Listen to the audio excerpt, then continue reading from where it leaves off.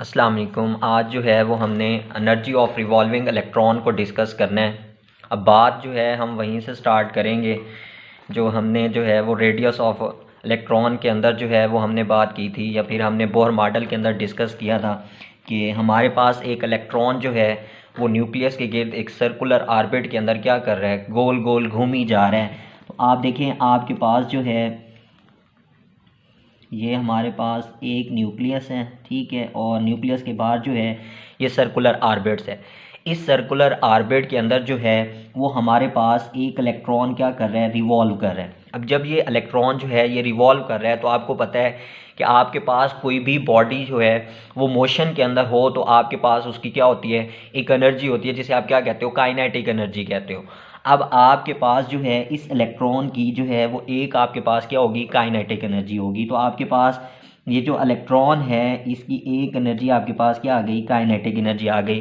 किस वजह से कि आपको पता है कि एक बॉडी जो है वो मोशन के अंदर है पड़ी, तो आपके पास जो चीज़ मोशन में होती है उसकी आपके पास क्या होती है, काइनेटिक एनर्जी होती है। फिर उसके बाद देखें आपके पास जो है ये जो इलेक्ट्रॉन है पड़ा, ये आपके पास क्या है पड़ा, नेगेटिवली चार्ज है। ये आपके पास क्या है, इसके ऊपर नेगेटिव चार्ज है। फिर उसके बाद देखें आपके पास ये जो न्यूक्लियस है पड़ा, इस न्यूक्लियस के अंदर जो है जो आपके पास प्रोटॉन मौजूद हैं, तो इसके ऊपर जो चार्ज है पड़ा वो आपके पास क्या है, पॉजिटिव है। तो यहाँ पे आपके पास दो चार्जेस हैं, एक आपका नेगेटिवली चार्ज इलेक्ट्रॉन है, दूसरा आपके पास न्यूक्लियस के अंदर जो प्रोटॉन्स मौजूद हैं, न्यूक्लियर जो चार्ज है वहाँ पे आपके पास क्या है पड़ा, पॉजिटिव चार्ज है। अब देखिए जब आपके पास दो चार्जेस एक दूसरे के करीब आएंगे, अब ये इनके दरमियान के इलेक्ट्रोस्टैटिक फोर्स ऑफ अट्रैक्शन है पड़ी, तो आपके पास जब ये करीब होंगे तो इनके दरमियान जो है आपके पास एक जो है और एनर्जी डिवेलप होगी जिसे हम क्या कहते हैं, पोटेंशियल एनर्जी कहते हैं। अब पोटेंशियल एनर्जी इसका ये मतलब नहीं होता कि आपके पास जो है वो पोटेंशियल एनर्जी हमेशा ही क्या हो, आपके पास हाइट की तरफ हो, कि आप नीचे से जो है ऊपर की तरफ जा रहे हैं तो वो हमारे पास क्या है, पोटेंशियल एनर्जी है। पोटेंशियल एनर्जी जो है वो आपके पास ये भी हो सकती है कि दो मासेस पड़े आपके पास, एक मास यहाँ पे एक मास यहाँ पे, आपके पास वो करीब बढ़े तो उनके दरमियान भी आपके पास क्या होगी, एक पोटेंशियल एनर्जी होगी जिसे आप क्या कहते हो, ग्रेविटेशनल पोटेंशियल एनर्जी कहते हो। सेम इसी तरीके से जब हमारे पास दो चार्ज हैं, एक नेगेटिवली चार्ज है, एक हमारे पास क्या है पड़ा, पॉजिटिवली चार्ज है पड़ा, तो जब ये दोनों चार्जेस आपके पास करीब हैं बड़े तो इनके दरमियान जो है वो क्या होता है, एक पोटेंशियल एनर्जी जो है वो हमारे पास डिवेलप होती है। तो आपके पास जो है यहाँ पे ये बात आ गई कि हमारे पास ये जो एक हमारे पास ये न्यूक्लियस है और इसके इर्द जो आपके पास एक ऑर्बिट था, सर्कुलर ऑर्बिट, उसके इर्द जो आपके पास इलेक्ट्रॉन रिवॉल्व कर रहा है उसकी दो एनर्जीज हैं, एक आपके पास काइनेटिक एनर्जी है और दूसरी आपके पास उसकी क्या आ रही है, इलेक्ट्रोस्टैटिक पोटेंशियल एनर्जी आ रही है। तो आप देखें आपका ये जो इलेक्ट्रॉन रिवॉल्व कर रहा है इसकी जो आपके पास टोटल एनर्जी बन रही है, इसको हम यहाँ पे लिख लेते हैं कि हमारे पास टोटल एनर्जी जो है वो इक्वल आ रही है किस चीज़ के, काइनेटिक एनर्जी प्लस जो है वो हमारे पास किस चीज़ की आ रही है, पोटेंशियल एनर्जी की आ रही है। क्लियर हो गई बात। तो हमारे पास ये जो इलेक्ट्रॉन है पड़ा इसकी जो टोटल एनर्जी है वो काइनेटिक एनर्जी है प्लस हमारे पास क्या है पड़ा, पोटेंशियल एनर्जी है। अब हमने आपके पास ये जो काइनेटिक एनर्जी है ये आपको पता है क्या होती है, 1/2 mv² जो है ये आपके पास काइनेटिक एनर्जी होती है। पोटेंशियल एनर्जी जो है वो हमने फाइंड आउट करनी है। अब पोटेंशियल एनर्जी हम कैसे फाइंड आउट करते हैं, आप देखें पोटेंशियल एनर्जी को जब भी आप क्रिएट करते हो किसी बॉडी के ऊपर तो हमें क्या करना पड़ता है, वर्क डन करना पड़ता है। तो यहाँ पे भी हम क्या करेंगे, वर्क डन करेंगे। अब कौन सा वर्क डन करेंगे, अब वर्क डन ये करते हैं कि आप देखें हमारे पास जो है ये एक न्यूक्लियस है, ये हमारे पास क्या है बड़ा, एक ऑर्बिट है, ठीक है। इस ऑर्बिट से आपके पास कहीं बहुत ही दूर हम कहते हैं कि वो ये पॉइंट है पड़ा, ठीक है। इस पॉइंट के ऊपर हमारा क्या है पड़ा, इलेक्ट्रॉन्स मौजूद है और हम कहते हैं कि ये हमारा बहुत ही डिस्टेंस है, हम कहते हैं कि ये हमारा पॉइंट क्या है पड़ा, इन्फिनिटी है। कि हमारा जो है इलेक्ट्रॉन जो है इस न्यूक्लियस के साथ जो ये जो आपके पास ऑर्बिट है पड़ा इससे कहीं दूर जो है वो हमारा इलेक्ट्रॉन यहाँ पे पड़ा है और कहाँ पे पड़ा है, इन्फिनिटी पे पड़ा है। अब हम वर्क डन यहाँ पे ये करने लगे हैं कि हम चाहते हैं कि ये जो इलेक्ट्रॉन इन्फिनिटी पे है पड़ा इसको हम क्या करें, यहाँ से ले आएँ आपके पास रेडियस r तक। आप देखें ये आपका न्यूक्लियस है, इस न्यूक्लियस से यहाँ तक ये जो आपके पास ऑर्बिट है इसका जो डिस्टेंस है ये आपके पास क्या कहलाता है, r। तो हम अब वर्क डन ये करना चाह रहे हैं कि हम अपने इस इलेक्ट्रॉन को जो हमारे पास जो है इस ऑर्बिट से बहुत ही दूर इन्फिनिटी पे पड़ा है वहां से हम इसको ले आए कहां तक, आपके पास रेडियस r तक। अब देखें ये आपका जो इलेक्ट्रॉन है पड़ा ये इन्फिनिटी से रेडियस r तक उस टाइम आएगा जब इसके दरमियान जो है वो क्या होगी, फोर्स ऑफ अट्रैक्शन होगी। अब वो फोर्स ऑफ अट्रैक्शन आपके पास क्या होगी, ये न्यूक्लियस होगा कि न्यूक्लियस जो है इसको क्या करेगा, अट्रैक्ट करेगा। अब आप देखें आपके पास जो वर्क डन होता है वो क्या होता है, W is equal to F और मल्टीप्लाई आपके पास क्या होता है D। तो F जो है वो आपके पास फोर्स है, D आपके पास क्या है पड़ा, डिस्टेंस है पड़ा। अब आप देखिए फोर्स आपके पास क्या है, वो फोर्स है इलेक्ट्रोस्टैटिक फोर्स जो आपके पास ये न्यूक्लियस जो है इसको खींच रहा है, ठीक हो गया। तो आपके पास फोर्स ऑलरेडी हमने जब रेडियस को फाइंड आउट किया था तो वहां पे हमने इलेक्ट्रोस्टैटिक फोर्स ऑफ अट्रैक्शन जो है उसको निकाला था। तो आपके पास एफ फोर्स जो है इसकी वैल्यू क्या थी, ZE² डिवाइडेड बाय जो है वो 4 पाई एप्सिलॉन नॉट, और ये हमारे पास क्या था, R²।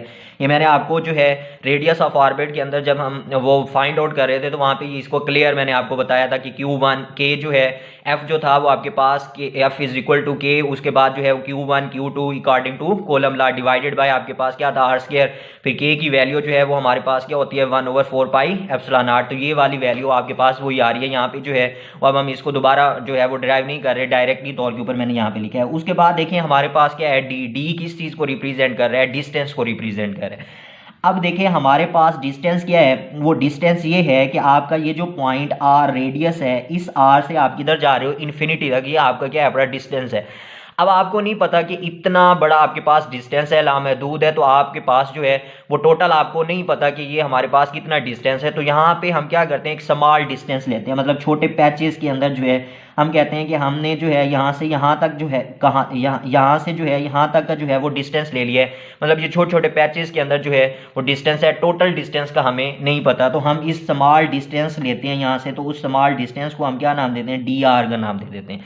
तो आपके पास जो है ये चीज़ जो है वो हमारे पास अब वर्क डन आ गया। अब हम इसको जो है वो आगे जो है वो सॉल्व करते हैं। अब आगे सॉल्व करने के लिए जो है हम इसको क्या करते हैं, इंटीग्रेशन करते हैं। अब इंटीग्रेशन हम क्यों करते हैं, इंटीग्रेशन का ये मतलब होता है कि आपके पास ये जो छोटे, हमने यहाँ पे एक स्मॉल लिया है, तो आप जो है इन छोटे छोटे पैचेस को जब आप इकट्ठा लेंगे तो उसका जो टोटल आएगा तो आप निकाल सकते हो किस मेथड के ज़रिए से, इंटीग्रेशन मेथड के ज़रिए से। तो अगर आप इसकी क्या कर लें, इंटीग्रेशन कर लें, तो अब आप इंटीग्रेशन जब करेंगे तो इंटीग्रेशन का ये वाला साइन होता है। अब इंटीग्रेशन कहाँ से आप कहाँ तक करना चाह रहे हो, आपके पास जो है वो इन्फिनिटी है और इधर से आपके पास रेडियस R है पड़ा, तो आपके पास यहाँ पे ये इन्फिनिटी और यहाँ पे आपके पास रेडियस R आ गया। फिर उसके बाद देखें ये आपके पास ZE² divided by 4 pi epsilon not, ये आपके पास R² और यहाँ पे आपके पास क्या आ गया, DR आ गया। अब यहाँ पे देखें आपके पास ZD² ये 4 पाई एप्सिलॉन नॉट जो है ये आपके पास क्या है पड़े, कांस्टेंट है पड़े। तो आपके पास कांस्टेंट जो होते हैं इनकी आपके पास जो है वो इंटीग्रेशन नहीं होती, तो आप इनको बाहर निकालें तो आपके पास ये क्या चीज़ आ जाएगी, ZE² divided by 4 pi epsilon not, और ये वाला जो R² है ये आपके पास क्या है, वही रेडियस है। तो आपके पास इसकी क्या होगी, वेरिएबल है, तो ये आपके पास क्या होगा, इसकी इंटीग्रेशन होगी। तो ये आपके पास इन्फिनिटी, ये आपके पास R, और यहाँ पे आपके पास ये क्या आ जाएगा, DR डिवाइडेड बाय आपके पास क्या आ जाएगा, R² आ जाएगा। अच्छा, उसके बाद देखें जब आप इसकी इंटीग्रेशन करेंगे तो आपके पास जो इसका आंसर आएगा वो आपके पास आएगा ZE² डिवाइडेड बाय ये आपके पास 4 पाई, ये आपके पास एप्सिलॉन नॉट, और ये आपके पास क्या आ जाएगा -1/r, और ये आपके पास क्या है, लिमिट आपके पास क्या थी कि ये इन्फिनिटी से आपके पास क्या था, R था।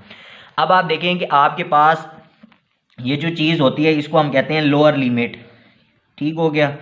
अब ये जो मैथ वाले स्टूडेंट हैं सेकेंड ईयर मैथ के अंदर आपने ये इंटीग्रेशन वाला पढ़ा होगा तो वो आसानी से इस बात को समझ रहे होंगे। तो ये हमारे पास लोअर लिमिट आ गया, ये हमारे पास क्या है पड़ी, अपर लिमिट है। अब आप देखें कि आपने जो है वो लिमिट अप्लाई करनी है, तो आपके पास क्या होता है कि अपर लिमिट माइनस जो है वो आपके पास, अपर लिमिट माइनस आपके पास क्या होता है, लोअर लिमिट, ठीक है। तो आपने जो है इस इक्वेशन को आगे सॉल्व करने के लिए यही चीज़ जो है यहाँ पे अप्लाई करनी है। तो आपके पास ये चीज़ क्या बन जाएगी, ZE² डिवाइडेड बाय 4 पाई, ये आपके पास एप्सिलॉन नॉट। तो हमारे पास फार्मूला क्या है कि upper limit minus lower limit, तो आपके पास अपर लिमिट जो है वो आपके पास क्या है, R है। तो आपके पास ये क्या बन जाता है 1 - R, और ये आगे क्या आ रहा है, माइनस। माइनस के बाद देखें आपके पास दूसरी चीज़ क्या आ रही है, लोअर लिमिट क्या है, इन्फिनिटी है, तो वो आपके पास क्या है -1/∞, ठीक हो गया। तो आपके पास ये इक्वेशन यूँ बन गई। फिर उसके बाद देखें Z E square divided by 4 pi epsilon not, और ये आपके पास -1/r, ये माइनस माइनस आपके पास क्या हो जाएगा प्लस, और 1/इन्फिनिटी जो है ये आपके पास क्या होता है 0 के होते हैं। तो आपके पास जो है ये इक्वेशन क्या बन जाएगी अब, -ZE² divided by 4 pi epsilon not, और ये r। अब ये वाली जो वैल्यू आ गई है ये आपके पास क्या आ गई है, वो आपका पोटेंशियल एनर्जी आ गया है। आपने जो है वो पोटेंशियल एनर्जी की जो वैल्यू है पड़ी वो आपने यहाँ पे फाइंड आउट कर लिया है, जो यहाँ पे हमने निकाली थी कि हमारे पास जो टोटल एनर्जी है वो किस चीज़ के इक्वल होती है, काइनेटिक एनर्जी प्लस हमारे पास क्या है पोटेंशियल एनर्जी। तो काइनेटिक एनर्जी हमें पता है कितनी होती है 1/2 mv², और पोटेंशियल एनर्जी का हमें पता नहीं था। हमने जो है पोटेंशियल एनर्जी क्रिएट की है क्या करके, वर्क डन करके। तो अब वो वर्क डन सारा जो है ये सारा कैलकुलेशन हम करके आए, और यहाँ पे जो है ये वाली वैल्यू जो है वो हमने पोटेंशियल एनर्जी की यहाँ पे निकाली है। तो अब जब हमने पोटेंशियल एनर्जी की वैल्यू यहाँ पे निकाल ली है तो इस एनर्जी को हम क्या करते हैं, पुट अप करते हैं इस पहली इक्वेशंस के अंदर जो हमने यहाँ पे लिखी थी। हमने क्या कहा था कि हमारे पास जो टोटल एनर्जी है पड़ी वो हमारे पास इक्वल है किस चीज़ के, काइनेटिक एनर्जी के, ठीक है, प्लस हमारे पास क्या था पोटेंशियल एनर्जी था। अब आप देखें काइनेटिक एनर्जी जो है वो हमारे पास क्या है 1/2, ठीक हो गया, mv², और प्लस जो है वो हमारे पास क्या है पोटेंशियल एनर्जी। तो पोटेंशियल एनर्जी जो है यहाँ पे हमने क्या किया है, ड्राइव किया है, ये वाली हमने पोटेंशियल एनर्जी यहाँ से निकाली है। तो आप यहाँ पे इसकी वैल्यू को क्या कर देंगे, पुट अप कर देंगे। तो ये हमारे पास ZE², ठीक है, divided by 4 pi epsilon not, और ये हमारे पास क्या आ गया, r आ गया। अब देखें ये आपके पास प्लस है, ये माइनस है, तो ये क्या हो जाएगा माइनस, ये तो ये हमारे पास 1/2 mv², ठीक हो गया, -ZE² डिवाइडेड बाय आपके पास क्या आ जाएगा 4 पाई एप्सिलॉन नॉट, और ये हमारे पास क्या आ गया, r आ गया। अब आप देखें कि आपने जो है जब रेडियस ऑफ इलेक्ट्रॉन को हम डिराइव कर रहे थे तो वहाँ पे जो है वो हमने एक वैल्यू निकाली थी, जो आपने एक सेंट्रीपिटल फोर्स को जो है वो आपने इलेक्ट्रोस्टैटिक फोर्स ऑफ अट्रैक्शन के इक्वल किया था। तो वहाँ पे जो है वो हमारे पास वैल्यू आई थी mv² की, जो है वो हमारे पास क्या थी ZE² डिवाइडेड बाय जो है वो 4 पाई एप्सिलॉन नॉट r। ये वाली वैल्यू जो है वो वहाँ पे हमने निकाली थी जब आपने कहा था कि फोर्स ऑफ जो हमारे पास इलेक्ट्रोस्टैटिक फोर्स ऑफ अट्रैक्शन जो है वो इक्वल होती है किस चीज़ के, सेंट्रीफ्यूगल फोर्स के। तो आपके पास ये चीज़ जो थी ये किस चीज़ के इक्वल थी, ZE² divided by 4 pi epsilon not, ठीक हो गया, r², और ये हमने निकाली थी mv², ठीक हो गया, डिवाइडेड बाय r। तो आपके पास जो है इस वैल्यू से आपने जो है ये वाली निकाली थी, r जो ऊपर जाएगा ये आपसे कट जाएगा, तो ये mv² जो है इसके इक्वल आ रहा है। तो आप इस वैल्यू को जो है वो याद रखेंगे। तो इस वैल्यू को अगर हम इस mv² की जगह के ऊपर क्या कर दें, पुट अप कर दें, mv² की जो वैल्यू ये वाली आ रही है इसको पुट अप यहाँ पे कर दें, तो हमारे पास जो एनर्जी है पड़ी वो इक्वल हो जाती है किस चीज़ के, 1/2, ठीक हो गया। अब mv की जगह के ऊपर हम क्या करें, इस वैल्यू को पुट कर रहे हैं। तो ये हमारे पास क्या आ गया, ZE² divided by 4 pi epsilon not, ये r आ गया आपके पास, माइनस माइनस के बाद देखें आपके पास ZE² divided by 4 pi epsilon not, और ये आपके पास क्या आ गया, r आ गया। अच्छा अब आप यहाँ पे देखें तो आपके पास ये 2 है तो इसके साथ ये मल्टीप्लाई होगा, तो ये आपके पास क्या चीज़ बन जाएगी, ZE² divided by 8 pi epsilon not r, minus आपके पास क्या आ जाएगा, ZE² divided by 4 pi epsilon not r। तो ये आपके पास जो है आपने वैल्यू जब पुट अप की है तो उससे आपके पास ये वाली इक्वेशन जो है वो आपके पास डिराइव हो गई है। अब आप देखें यहाँ पे आपके पास जो है वो सिंपल है, आप यहाँ पे क्या लेंगे, एलसीएम लेंगे। अब आप इसका एलसीएम लेंगे तो आपके पास जो है ये वैल्यू बन जाएगी ZE² डिवाइडेड बाय जो है वो 8 पाई एप्सिलॉन नॉट, और ये आपके पास क्या आ जाएगा, r आ जाएगा। तो यहाँ पे जो है वो हमारे पास एक इक्वेशन जो है वो हमारे पास ड्राइव हो गई है, और ये रिलेशन आ गया है कि हमारे पास जो एनर्जी है पड़ी वो हमारे पास किस चीज़ की इक्वल आ रही है, -ZE² डिवाइडेड ओवर जो है वो 8 पाई एप्सिलॉन नॉट r के आ रही है। अब यहाँ पे देखें एक बात जो है वो आपने समझनी है कि हमारे पास ये वाली जो चीज़ है पड़ी, जो हमने यहाँ पे पोटेंशियल एनर्जी निकाली थी, ये पोटेंशियल एनर्जी जो है ये हमारे पास क्या आ रही है, नेगेटिव साइन के अंदर आ रही है। किस चीज़ के अंदर आ रही है, नेगेटिव साइन के अंदर आ रही है। तो ये किस चीज़ को इंडिकेट कर रही है, और ये वाला जो नेगेटिव है पड़ा ये उसी वजह से आपके पास क्या आ रहा है। अब देखें पोटेंशियल एनर्जी आपके पास यहाँ पे नेगेटिव क्यों हुई है, इस बात को आप यूँ समझ लें। ये देखें कि आपके पास जो है कोई भी एक बॉडी थी वो आपके पास यूं अर्थ इधर आपके पास जो है वो पड़ी है यहाँ पे इस पॉइंट के ऊपर। अब आप देखें जब ये इस पॉइंट के ऊपर है तो आप देखें इसकी पोटेंशियल एनर्जी आपके पास क्या है, जीरो है पड़ी। अब जब इसकी पोटेंशियल एनर्जी जो है वो आपके पास क्या है, जीरो है, तो आप अगर इसको यूं ऊपर लेके जाते जा रहे हैं, आप ऊपर हाइट जो है जाते जा रहे हैं, तो इसकी पोटेंशियल एनर्जी जो है वो आपके पास क्या होती जा रही है, बढ़ती जा रही है, बढ़ती जा रही है। ठीक हो गया। अब आप देखें, आप ये करो कि आप जो है ये जो पोटेंशियल एनर्जी आपके पास जो है ये अर्थ के ऊपर पड़ी थी, आपके पास जो भी आपके पास बॉडी था, आप इसको नीचे एक गड्ढा खोद लें, ज़मीन के नीचे जो है वो आप गड्ढा खोद लें। तो इसका ये मतलब हो गया कि अब आप इस ज़मीन से नीचे की तरफ यूं आते जा रहे हैं। अब आप देखें, आप इस पॉइंट को आप ए का नाम दे दें। आप इस पॉइंट ए से ऊपर पॉइंट बी की तरफ जब जा रहे हैं तो आपके पास पोटेंशियल एनर्जी क्या होती जा रही है, बढ़ती जा रही है। ठीक है, हम फॉर एग्जांपल ये कह देते हैं कि हमारे पास ये पोटेंशियल एनर्जी जीरो है, तो जीरो से ऊपर जितना जाते जाएंगे हमारे पास पोटेंशियल एनर्जी क्या होती जाएगी, बढ़ती जाएगी। लेकिन जब आप इस पोटेंशियल एनर्जी से पॉइंट ए से पॉइंट सी की तरफ आ रहे हैं, मतलब ए से आप सी की तरफ मूव ऑन कर रहे हैं, तो अब आपके पास पोटेंशियल एनर्जी क्या होगी, डिक्रीज होगी। अब वो डिक्रीज कहाँ से होगी, आप देखें ये पॉइंट आपका जीरो है, इस जीरो पॉइंट से आपके पास क्या होगी, नीचे की तरफ आप जैसे जैसे आते जाएंगे आपके पास ये जो पोटेंशियल एनर्जी है ये आपके पास क्या होती जाएगी, डिक्रीज होती जाएगी। अब आप यहाँ पे सोचें, आप देखें कि आपके पास यहाँ पे जो फोर्स ऑफ अट्रैक्शन है पड़ी वो सबसे ज़्यादा कहाँ पे है। आप देखें वो आपके पास जो है वो पॉइंट ए से हम बी की तरफ जा रहे हैं तब हमारे पास फोर्स ऑफ अट्रैक्शन जो है वो ज़्यादा है, या फिर जब हम ए से सी की तरफ आ रहे हैं तो तब हमारे पास जो है वो फोर्स ऑफ अट्रैक्शन ज़्यादा है। तो आप देखें यहाँ पे जो आपके पास फोर्स ऑफ अट्रैक्शन जो ज़्यादा है पड़ी वो आपके पास यहाँ पे है। आप देखें इस पॉइंट के ऊपर आपके पास क्या है, फोर्स ऑफ अट्रैक्शन ज़्यादा है। आप जो है इसके करीब न्यूक्लियस के जो है मतलब इस पॉइंट के ऊपर आप क्या जाते जा रहे हो, आपके पास जो फोर्स ऑफ अट्रैक्शन है वो क्या होती जा रही है, ज्यादा होती जा रही है। लेकिन जब आप इससे दूर ऊपर की तरफ जाते जा रहे हो, आपकी पोटेंशियल एनर्जी जो है वो आपके पास क्या होती जा रही है, बढ़ती जा रही है, बढ़ती जा रही है। तो फिर आपके पास जो है वो फोर्स ऑफ अट्रैक्शन जो है उसकी क्या होती जाएगी, कम होती जाएगी।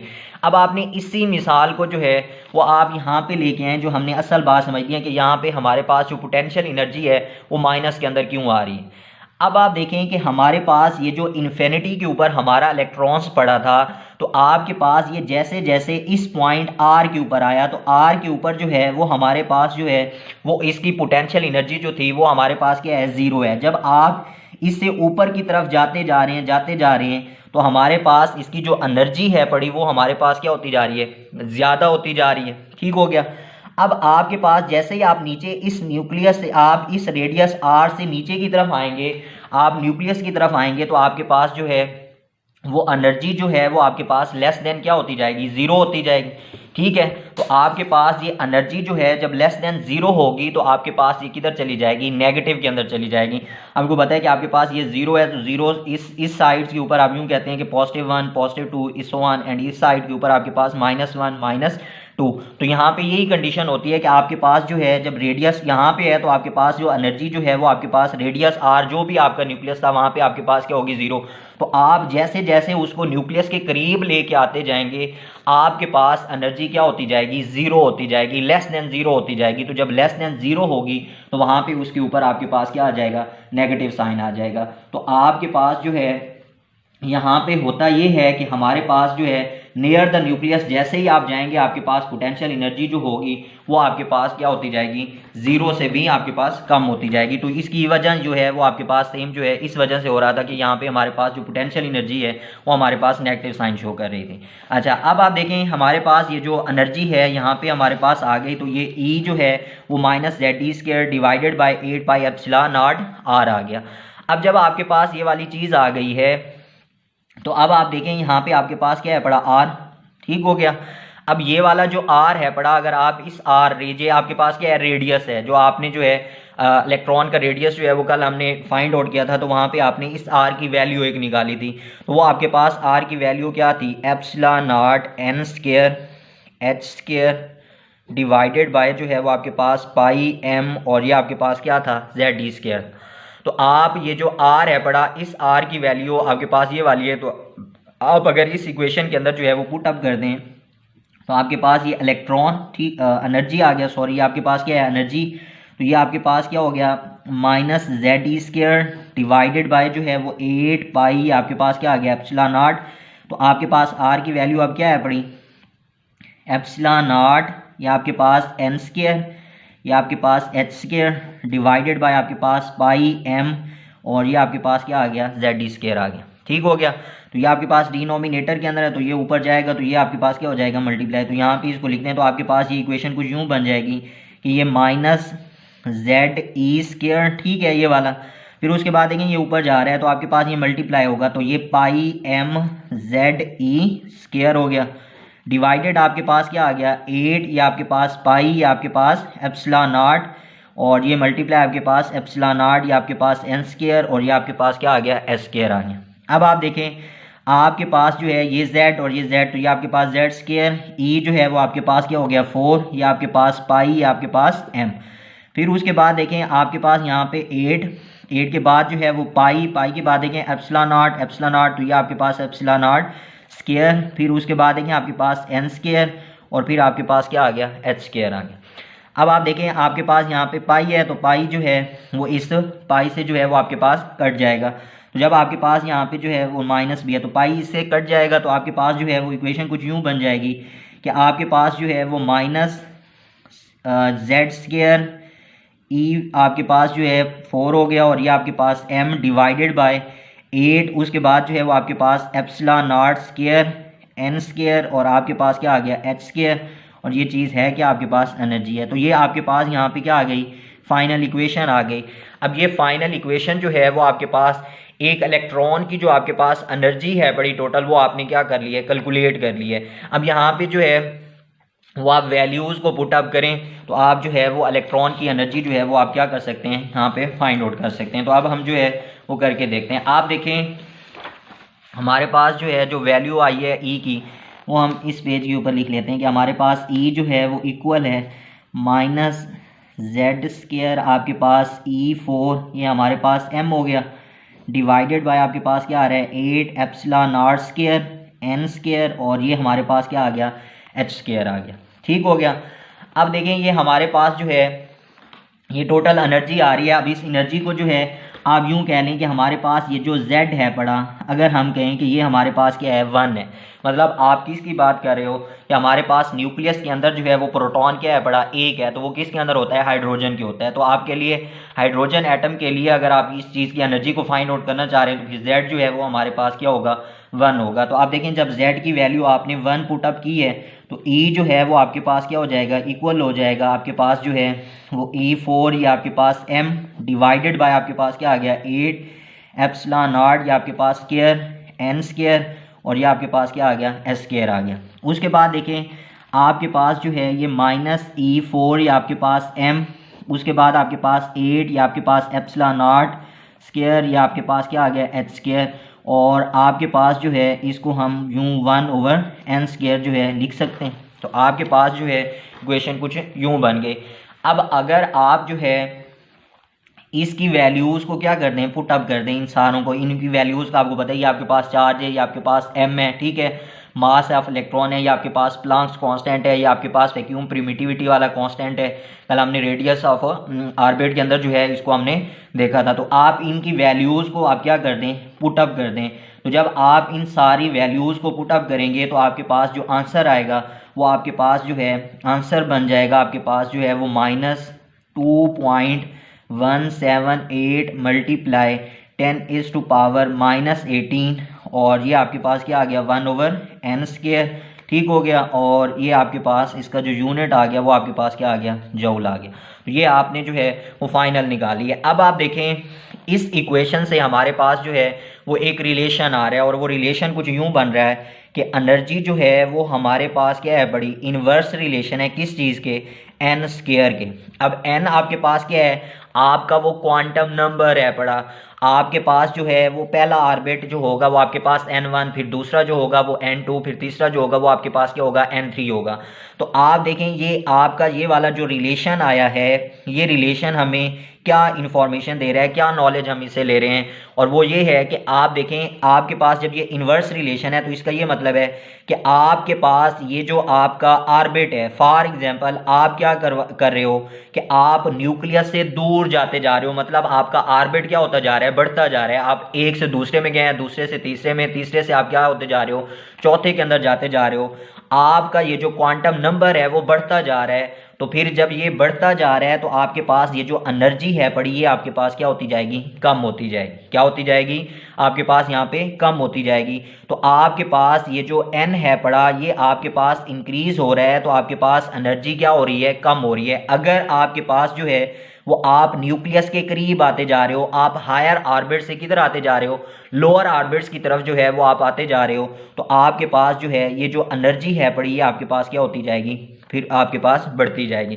तो ये रिलेशन आपने यहाँ पे याद रखना है। इसको मैंने आपको यहाँ पे एक एग्जाम्पल की मदद से ये बात यहाँ पे आपको समझाई थी। आप देखें आपके पास जो है फॉर एग्जाम्पल ये वाला जो पॉइंट है पड़ा, ये पॉइंट, इस पॉइंट के ऊपर जो है वो आपका क्या है पड़ा, न्यूक्लियस है पड़ा। आप देखें आप इससे दूर जाते जा रहे हैं, ठीक है, इस पॉइंट से इधर से आपके पास आपने देखा था कि आपके पास जो है न्यूक्लियस से आप जैसे ही करीब आए थे, इस तरीके से आपके पास जो है न्यूक्लियस से आप दूर मतलब गए थे, तो आपके पास इस साइड के ऊपर न्यूक्लियस से दूर आप जाते जा रहे थे। फोर्स ऑफ अट्रैक्शन जो है वो आपके पास क्या होती जा रही थी, कम होती जा रही थी। इस पॉइंट के ऊपर मैंने आपको बताया था कि इस पॉइंट से आप यूं ऊपर जाते जा रहे हैं, आपकी पोटेंशियल एनर्जी क्या होती जा रही है, बढ़ती जा रही है। जब पोटेंशियल एनर्जी बढ़ती जा रही है तो फोर्स ऑफ अट्रैक्शन जो है वो न्यूक्लियस है वो भी आपके पास क्या होती जा रही है, कम से कम होती जा रही है। तो जब आपके पास फोर्स ऑफ अट्रैक्शन कम से कम होती जा रही है तो फिर आपके पास एनर्जी क्या होती जा रही है, आपके पास जो है हमसे कम होती जा रही है। ये वाला पॉइंट आ रहा है। देखें आपके पास n जो है वो आपके पास क्या होता जा रहा है, आपका बढ़ता जा रहा है। यहाँ पे इसको यूं रिलेट करके देखें कि आपके पास इस न्यूक्लियस से आप दूर जाते जा रहे हो, आप दूर जाते जा रहे हो, आपकी पोटेंशियल एनर्जी जो है वो तो बढ़ती जा रही है, लेकिन आपके पास न्यूक्लियस के ऊपर जो फोर्स ऑफ अट्रैक्शन है वो आपके पास क्या होती जा रही है, कम से कम होती जा रही है। तो फिर आपके पास एनर्जी भी क्या होती जा रही है, कम होती जा रही है। लेकिन जब आप इस पॉइंट के ऊपर हैं, ठीक है, आप न्यूक्लियस के करीब आते जा रहे हो, न्यूक्लियस के करीब आते जा रहे हो, तो आपके पास जो है न्यूक्लियस के करीब आएंगे तो हमारे पास पोटेंशियल एनर्जी जो है वो हमारे पास क्या होती जा रही है, कम होती जा रही है, लेकिन हमारे पास एनर्जी जो है वो क्या हो रही है, बढ़ रही है। तो आप इस इक्वेशन को जो है वो रिलेट कर सकते हैं कि हमारे पास अगर ऑर्बिट हमारा बढ़ेगा तो हमारे पास एनर्जी क्या होगी, कम होगी। अगर हमारे पास जो है हम हायर ऑर्बिट से लोअर ऑर्बिट मतलब न्यूक्लियस के करीब आते जाएंगे तो फिर हमारे पास एनर्जी क्या होती जाएगी, बढ़ती जाएगी। तो इसका ये मतलब है कि हमारे पास जो है, आप यूं कह सकते हैं कि हमारे पास जो है ये जो इलेक्ट्रॉन्स हैं पड़े, ठीक है, वो हमारे पास क्या हैं पड़े, बाउंड हैं पड़े, किस चीज़ के साथ, न्यूक्लियस के साथ। तो आपके पास दूसरे लफ्ज़ों में आप यूं भी कह सकते हैं कि हमारे पास जो इलेक्ट्रॉन्स हैं पड़े उनके ऊपर जो न्यूक्लियस की जो आपके पास जो है अट्रैक्शन है पड़ी वो आपके पास क्या है, बड़ी खासी स्ट्रॉन्ग है पड़ी। अच्छा, फिर इससे आगे जो है आप देखें ये वैल्यू जो है वो आपने इसका एनर्जी जो है वो आपने जॉउल के अंदर जो है वो निकाली हो। आप इसको जो है वो किलो जॉउल पर मोल के अंदर भी क्या कर सकते हैं, फाइंड आउट कर सकते हैं। आप कैसे फाइंड आउट कर सकते हैं, आप देखें आपके पास जो है ये जो एनर्जी है ये आपके पास क्या है, जॉउल एटम के अंदर है। हमने एक हाइड्रोजन एटम की बात की थी, तो आप देखें आपके पास अगर इसका 1 मोल हो, ठीक हो गया, तो 1 मोल के अंदर जो है वो 6.02 मल्टीप्लाई 10⁻23 जो है वो हमारे पास क्या होते हैं, एटम होते हैं। ठीक हो गया, हमने एक हाइड्रोजन एटम की बात की थी। तो हमारे पास अगर 1 मोल ऑफ हाइड्रोजन एटम हो तो वो 1 मोल ऑफ हाइड्रोजन हो तो वो हमारे पास उसके अंदर एटम कितने होंगे, 6.02 10⁻23 एटम्स। फिर उसके बाद देखें ये जॉउल के अंदर है, आपने इसको क्या करना है, किलो जॉउल के अंदर क्या करना है, कन्वर्ट करना है। तो किलो जॉउल के अंदर जो है वो कन्वर्ट करने के लिए आप देखें 1 किलो जॉउल जो है वो हमारे पास इक्वल होता है किस चीज़ के, 1000 जॉउल के। तो आप जो है इस वैल्यूज़ को यहाँ पे पुट अप करके जो है इस एनर्जी को किलो जॉउल के अंदर भी फाइंड आउट कर सकते हैं। आप कैसे करेंगे, आप देखें ये -2.178 मल्टीप्लाई 10⁻18 और आप इसको मल्टीप्लाई कर देंगे 6.02 मल्टीप्लाई 10⁻23 डिवाइडेड बाय आप किससे कर देंगे, 1000 से कर देंगे। जब आप 1000 से डिवाइड करेंगे तो आपके पास जो है आंसर आपका आ जाएगा, ये आपके पास क्या आ जाएगा 13, ये आपके पास वही माइनस रहेगा। तो ये आपके पास 1313.315 जो है वो आपके पास क्या आ जाएगा, किलो जॉउल, और ये आपके पास क्या आ जाएगा, पर मोल आ जाएगा। ठीक हो गया। अब ये वाली जो है आगे आपके पास ये क्या था, 1/n², तो ये आपके पास क्या हो जाएगा, n²। तो आपके पास ये एनर्जी ऑफ n ऑर्बिट जो है वो आपके पास ये निकल आई है। तो आपके पास किलो जॉउल पर मोल के अंदर जो आपके पास एनर्जी आ रही है वो क्या आ रही है, 1313.315 किलो जॉउल पर मोल जो है वो हमारे पास एनर्जी आ रही है। अब आप जो है वो हर ऑर्बिट के अंदर जो है उसकी एनर्जी को आप क्या कर सकते हो, फाइंड आउट कर सकते हो। आप कैसे फाइंड आउट कर सकते हो, आप देखो एन जो है ये आपके पास क्या है 1 2 3 4। तो आप देखें अगर आप एनर्जी जो है वो आप n1 आप पहले ऑर्बिट की क्या करना चाह रहे हो, फाइंड आउट करना चाह रहे हो, तो आप क्या करोगे, ये आपके पास जो है वो -13.315 ठीक हो गया, डिवाइडेड बाय आपके पास क्या है n², ठीक हो गया। तो आपके पास जो है ये किसके अंदर है, किलो जूल पर मोल के अंदर है। तो आप इस n की वैल्यू आपके पास क्या है 1 है, तो यहाँ पे आप क्या कर दोगे 1 को पुट अप कर दोगे, तो E1 जो है वो आपके पास क्या आ जाएगा -13.315 किलो जूल, और ये आपके पास क्या आ गया, पर मोल आ गया। तो आपके पास जो पहला ऑर्बिट है उसकी जो एनर्जी आ रही है वो आपके पास क्या आ रही है, ये वाली आ रही है। फिर इसी तरीके से जो है वो आप E2 की निकाल सकते हैं। आप E2 की कैसे निकालेंगे, अब यहाँ पे क्या कर देंगे 2 को पुट अप कर देंगे, 2 को पुट अप करेंगे तो आपके पास आंसर क्या आ जाएगा 4। 4 को इसके ऊपर आपने क्या कर देना है, डिवाइड कर देना है। तो आप जब डिवाइड करेंगे तो आपके पास जो है E2 जो है वो आपके पास क्या आ जाएगा, इक्वल टू -328 जो है 0.32 किलो जूल पर मोल जो है ये आपके पास क्या आ जाएगा, E2 दूसरे ऑर्बिट की जो है वो आपके पास एनर्जी आ जाएगी। फिर इसी तरीके से जो है आप अगर n जो है वो 3 ले रहे हैं तो आप यहाँ पे 3 पुट अप करेंगे तो आपका आंसर क्या बन जाएगा 9। 9 को इसके ऊपर आप क्या कर देंगे, डिवाइड, तो आपके पास E3 जो है वो क्या आ जाएगा, आपके पास जो है वो -145.92 किलो जूल पर मोल जो है वो आपके पास इसकी क्या आ जाएगी, एनर्जी आ जाएगी। अच्छा अब आप देखें, आप जो है जब n1 के ऊपर थे तो आपके पास ये एनर्जी थी, आपके पास जो एनर्जी है पड़ी वो आपके पास ये वाली आ रही है। फिर इसी तरीके से E2 के अंदर ये आ रही है, E3 के अंदर जो है वो आपके पास ये वाली आ रही है। तो अब आप देखें आपके पास ये जो एनर्जी होती है अगर आप इसका डिफरेंस निकालें, अब डिफरेंस आप इसका कैसे निकालेंगे, आप देखें आपके पास एनर्जी डिफरेंस जो है वो आप E2 माइनस E1 के ज़रिए से आप क्या कर सकते हो, निकाल सकते हो। अब यहाँ पे हम एक करके देख लेते हैं कि हमारे पास E2 जो है वो -E1 है पड़ा। अब E2 की वैल्यू हमारे पास क्या है 328 है पड़ी, और आपके पास जो E1 है उसकी वैल्यू आपके पास क्या है 13.33 आ रही है। तो आप इसको निकालेंगे तो आपके पास जो है ये वाली वैल्यू आ रही है 984.99 किलो जूल पर मोल जो है वो हमारे पास इसकी क्या आ रही है, एनर्जी डिफरेंस आ रहा है। तो आपके पास ये जो एनर्जी डिफरेंस है ये आपके पास क्या होता जाता है, डिक्रीज होता जाता है, कहाँ से, from lower orbit to higher orbit की तरफ। तो आपके पास जो है हायर ऑर्बिट की तरफ जैसे जैसे जाएंगे तो आपके पास ये क्या होता जाएगा, लोअर होता जाएगा। तो फिर आपके पास जो है ये आपका ऑर्डर यूँ बन जाएगा कि E2 माइनस E1 जो है वो आपके पास ग्रेटर है किस से, आपके पास E3 माइनस E2 से, और ये आपके पास यहाँ से E3 जो है वो आपके E4 जो है वो आपके पास माइनस E3 जो है वो ग्रेटर है, एंड सो ऑन जो है ये आपके पास इस तरीके से जो है वो आपका ऑर्डर बन जाएगा। तो आप इस सारे मेथड के ज़रिए से आप क्या कर सकते हो, एनर्जी जो ऑफ इलेक्ट्रॉन जो है वो आप क्या कर सकते हो, फाइंड आउट कर सकते हो। यहाँ पे जो है जो मेन आपका जो यहाँ से हमने ये वाली बात निकाली है, इस पॉइंट को आपने जो है वो याद रखना है। दूसरा आपसे जो है यहाँ से वो एक नेगेटिव वाला जो हमने क्वेश्चन किया था वो भी आपके पास जो है ये हवाई वाला क्वेश्चन कि हमारे पास जो पोटेंशियल एनर्जी है वो हमारे पास नेगेटिव क्यों आती है। तो आपके पास जो है ये वाला क्वेश्चन जो है वो आपसे शॉर्ट क्वेश्चन के अंदर पूछा जा सकता है। तो ये जो है सारा मेथड था जिसके अंदर जो है वो हमने इसकी जो है एनर्जी ऑफ रिवॉल्विंग इलेक्ट्रॉन जो है वो हमने फाइंड आउट की है। तो ये जो है लॉन्ग क्वेश्चन के अंदर आपसे ये वाला क्वेश्चन किया जा सकता है। ठीक हो गया। तो फिर नेक्स्ट जो है हम आगे जो है वो स्पेक्ट्रम्स के बारे में जो है वो फिर हम डिस्कस करेंगे।